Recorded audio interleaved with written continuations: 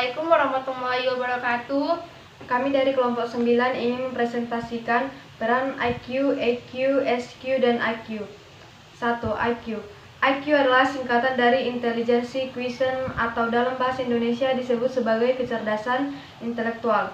Ini adalah ukuran yang digunakan untuk menilai kemampuan intelektual seseorang dalam berbagai aspek seperti pemecahan masalah, penalaran, dan kemampuan belajar.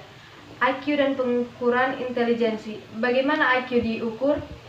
A. Tes IQ. Tes psikometrik yang dirancang untuk mengukur berbagai aspek kecerdasan seseorang. Tes ini mencakup pertanyaan-pertanyaan tentang logika, matematika, bahasa, memori, dan pemecahan masalah.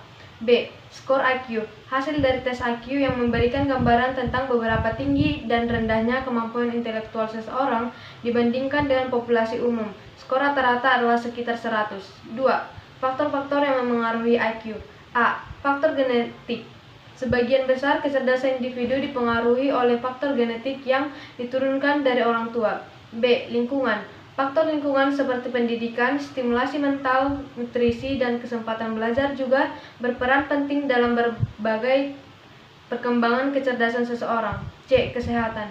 Kesehatan fisik dan mental dapat memengaruhi kemampuan kognitif seseorang. Tingkatan IQ. Super Genius skor di atas 140. Genius skornya antara 120 sampai 140. Sangat cerdas skornya antara 110 sampai 119. Cerdas skornya antara 90 sampai 109. Rata-rata skornya antara 80 sampai 89. Di bawah rata-rata skornya antara 70 sampai 79. Tidak normal skornya di bawah 70. 3. Kritik tentang IQ. A. Keterbatasan tes. Tes IQ cenderung mengukur kemampuan kognitif tertentu dari mungkin tidak mencerminkan sepenuhnya kecerdasan seseorang. B. Pengaruh budaya. Tes IQ dapat terpengaruh oleh budaya, latar belakang sosial, dan bahasa, sehingga mungkin tidak sepenuhnya adil bagi individu dari latar belakang yang berbeda. Pentingnya IQ. Prediktor kinerja. Skor IQ dapat menjadi indikator potensial kinerja akademis dan profesional seseorang. Alat pengidentifikasi. Tes IQ dapat membantu mengidentifikasi kebutuhan pendidikan khusus atau intervensi untuk individu dengan kebutuhan khusus. Kesimpulan, IQ adalah alat yang berguna untuk mengukur kemampuan intelektual seseorang, tetapi tidak sepenuhnya mencakup semua aspek kecerdasan. Penting untuk mengingat bahwa kecerdasan juga melibatkan aspek-aspek seperti emosi, kreativitas, dan kecerdasan sosial yang mungkin tidak sepenuhnya tercermin dari tes IQ. 2. EQ. EQ adalah singkatan dari Emotional Quotient atau Emotional Intelligence Quotient. Dalam bahasa Indonesia, EQ sering digunakan sebagai kecerdasan emosional. EQ mengacu pada kemampuan seseorang untuk mengenali, memahami, mengelola, dan mengungkapkan emosi dengan tepat, serta kemampuan untuk berhubungan dengan orang lain dengan baik. Komponen-komponen EQ. A. Pengenalan emosi. Kemampuan untuk mengenali emosi pada diri sendiri dan orang lain ini melibatkan pengenalan ekspresi wajah, bahasa tubuh, dan suara yang menunjukkan perasaan tertentu. B. Pemahaman emosi. Kemampuan untuk memahami makna emosi, termasuk kemampuan untuk mengidentifikasi penyebab emosi tersebut dan konsekuensinya. C. Pengelola emosi. Kemampuan untuk mengelola emosi dengan baik, termasuk kemampuan untuk mengatur emosi, menahan diri, dan tindakan impulsif. Faktor-faktor yang memengaruhi EQ. 1. Pengalaman hidup. Pengalaman hidup termasuk pengalaman emosional dalam hubungan interpersonal dalam memengaruhi perkembangan EQ seseorang. 2. Pendidikan dan pelatihan. Pendidikan dan pelatihan dalam pengembangan keterampilan sosial dan emosional juga dapat memperkuat EQ seseorang. 3.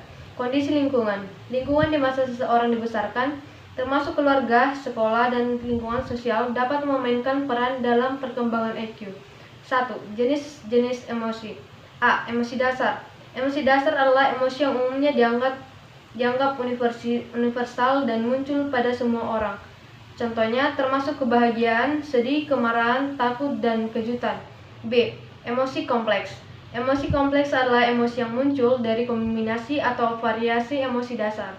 Contohnya termasuk rasa cemburu, rasa bersalah, rasa malu, dan rasa cinta. C. Emosi positif vs negatif. Emosi dapat dibagi menjadi emosi positif dan negatif. Emosi positif seperti kebahagiaan dan cinta, sementara emosi negatif seperti kemarahan dan sedih. 3. Sifat-sifat emosi. A. Subjektif. Emosi bersifat subjektif karena dipengaruhi oleh persepsi dan interpretasi individu terhadap situasi tertentu. B. Sementara. Emosi cenderung bersifat sementara dan dapat berubah seiring waktu atau dalam respon terhadap perubahan situasi. C. Adaptif. Emosi dapat berfungsi secara adaptif dengan membantu individu beradaptasi dengan lingkungan mereka dan merespons situasi yang memerlukan tindakan atau perhatian khusus. D. Mempengaruhi perilaku. Emosi memiliki pengaruh yang kuat terhadap perilaku seseorang, baik dalam hal tindakan yang diambil maupun dalam interaksi dengan orang lain. 5. Beragam intensitas. Emosi dapat memiliki beragam intensitas mulai dari ringan hingga sangat kuat, tergantung pada faktor-faktor seperti kepentingan, kebutuhan, dan kondisi individu. 4. Hubungan antara EQ dan emosi. EQ melibatkan kemampuan untuk mengenali, memahami, dan mengelola emosi, baik emosi sendiri maupun emosi orang lain. Dengan meningkatkan EQ, seseorang dapat mengembangkan keterampilan untuk mengelola emosi dengan baik, mengoptimalkan hubungan interpersonal, dan meningkatkan kesejahteraan secara keseluruhan. Kesimpulan, memahami jenis-jenis dan sifat-sifat emosi serta hubungannya dengan EQ adalah langkah penting dalam pengembangan kecerdasan emosional seseorang dengan meningkatkan kesadaran dan emosi dan pengembangan keterampilan EQ. Seseorang dapat meningkatkan kualitas hidup, hubungan, dan prestasi mereka dalam berbagai aspek kehidupan. Selanjutnya akan dilanjutkan Musonati. 3. SQ Spiritual Quintinte. SQ adalah ukuran kecerdasan spiritual seseorang yang mencerminkan kemampuan untuk memahami makna dan tujuan hidup, serta nilai-nilai yang lebih dalam yang memberikan arah dan kepuasan dalam kehidupan. SQ melengkapi inteligensi dan emosional atau EQ dengan fokus pada aspek spiritual dan eksistensial dari kecerdasan manusia. Aspek-aspek SQ, kesadaran diri, memahami siapa diri kita sebenarnya, apa tujuan kita, dan nilai-nilai inti yang kita pegang. Pemaknaan, kemampuan untuk mencari dan menemukan makna dalam pengalaman hidup, baik yang menyenangkan maupun yang menantang. Transendensi, pengalaman di luar diri sendiri yang dapat mencakup pengalaman religius atau spiritual. Keseimbangan hidup, mencapai keseimbangan antara kebutuhan fisik, emosional, mental, dan spiritual. Pentingnya SQ, kesejahteraan psikologis, meningkatkan kepuasan hidup dan mengurangi stres. Hubungan yang lebih baik, membantu membangun hubungan yang lebih dalam dan bermakna dengan orang lain. Pemecahan masalah, membantu dalam menghadapi dan menyelesaikan masalah hidup yang kompleks dan penuh makna. Kepemimpinan efektif, pemimpin dengan SQ tinggi cenderung lebih inspiratif dan mampu memotivasi tim mereka dengan nilai-nilai mendalam. Mengembangkan SQ, refleksi diri, melakukan meditasi atau jurnal untuk memahami lebih dalam siapa dari kita dan apa yang kita nilai. Praktik spiritualitas, mengikuti praktik spiritual seperti berdoa, meditasi, atau berpartisipasi dalam komunitas religius. Belajar membaca buku-buku tentang spiritualitas, filsafat, dan psikologi. Pelayanan sosial, terlibat dalam kegiatan amal dan pelayanan kepada sesama untuk mengembangkan rasa belas kasih. 2. Menggunakan SQ dalam kehidupan sehari-hari. A. Di tempat kerja, keputusan berbasis nilai, mengambil keputusan bisnis dengan mempertimbangkan nilai-nilai etika dan integritas. Kepemimpinan yang inspiratif, menginspirasi dan motivasi tim dengan visi yang bermakna dan mendalam. Budaya kerja yang sehat, menciptakan lingkungan kerja yang mendukung keseimbangan hidup dan kesejahteraan karyawan. B. Dalam pendidikan, pembelajaran bermakna, mendorong siswa untuk menemukan tujuan hidup mereka melalui kurikulum yang inklusif dan reflektif. Kesejahteraan emosional membantu siswa mengembangkan kecerdasan emosional dan spiritual untuk menghadapi tentang hidup. C. Dalam kehidupan pribadi, rutinitas harian yang reflektif menyediakan waktu untuk refleksi spiritual dan kegiatan yang memperkaya jiwa seperti meditasi atau berdoa. Hubungan yang mendalam membina hubungan yang mendalam dan bermakna dengan keluarga dan teman-teman. Keseimbangan hidup mengatur waktu dan energi untuk mencapai keseimbangan antara pekerjaan, keluarga, dan aktivitas spiritual. D. Dalam masyarakat, pelayanan dan kepedulian sosial terlibat aktif dalam kegiatan komunitas dan pelayanan sosial untuk membantu orang lain dan memperkuat rasa kebersamaan.